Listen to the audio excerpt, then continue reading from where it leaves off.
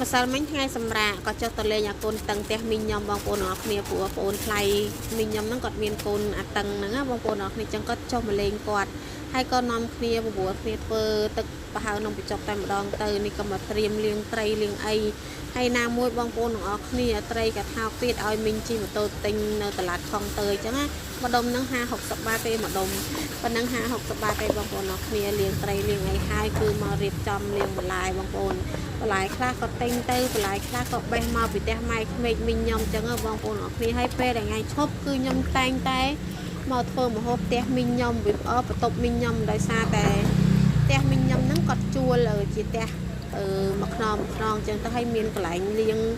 បន្លែលាងត្រីធ្វើម្ហូបធ្វើអីស្រួលបងប្អូនអរគ្នាមិនថាលាងត្រីលាងចានលាងបន្លែតែបងប្អូនឲ្យស្រួលណាស់ចាឲ្យធ្វើម្ហូបគឺមិនបាច់ចាំធំក្លិនដាក់បន្ទប់ទុំអាវទុំនេះទុំនោះទេបងប្អូនកន្លែងមីងខ្ញុំគឺតលាយផ្ទះមីងខ្ញុំតលាយបងប្អូនអរគ្នាអញ្ចឹងទៅក៏មកធ្វើផ្ទះមីងខ្ញុំតែម្ដងទៅឲ្យបន្លែនេះមានតាំងពីបន្លែធម្មជាតិបន្លែទិញគេអញ្ចឹងណាបងប្អូនអរគ្នាដូចជាស្អំនេះមីងម៉ែក្មេកមីងខ្ញុំគាត់បេះមកពីតាំងចង្វាត់អញ្ចឹងទៅហើយឃើញបន្លែច្រើនក៏នឹកឃើញធ្វើទឹកនំបញ្ចុកក៏ចាប់ផ្ដើមត្រៀមធ្វើទឹកនំបញ្ចុកតាំងពីម៉ោង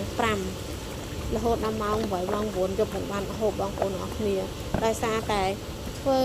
ផងហើយក៏មើលអាកូនតឹងនឹងផងបងប្អូនព្រោះម៉ាក់វាអត់តាន់មកពីធ្វើការទេអានេះឥឡូវនេះរៀបចំមកហាន់បន្លែហាន់ដូចជាស្ពៃក្តោបមានតសក់មានអីចឹងណាបងប្អូនឲ្យបន្លែច្រើនមែនទេចាខ្ញុំរៀបចំបន្លែនេះដូចហូប4-10នាក់អញ្ចឹងបងប្អូនអរគ្នាតាមតែពិតហូបតែ4នាក់បងប្អូនទេព្រោះអីបងប្អូនទៅចុះទៅផ្ទះមួយចុះទៅផ្ទះអត់តាន់ឡើងមកវិញអញ្ចឹងក៏ហូបតែ3នាក់4នាក់បងប្អូនតែបងប្អូនអរគ្នាឲ្យបន្លែមិនបាច់ទេ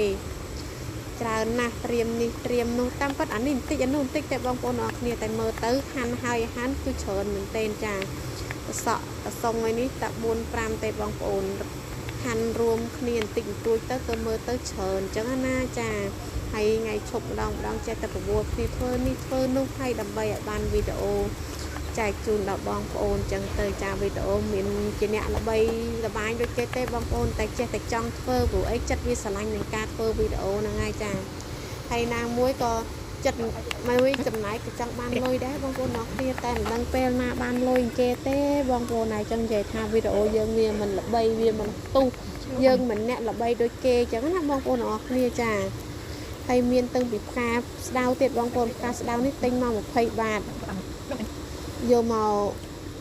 ហូបនំបញ្ចុកបងប្អូនហើយបន្លែមើលតែមកធន់បងប្អូនអរគ្នាចាហើយផ្កាស្ដៅនេះល្អផ្កាស្ដៅ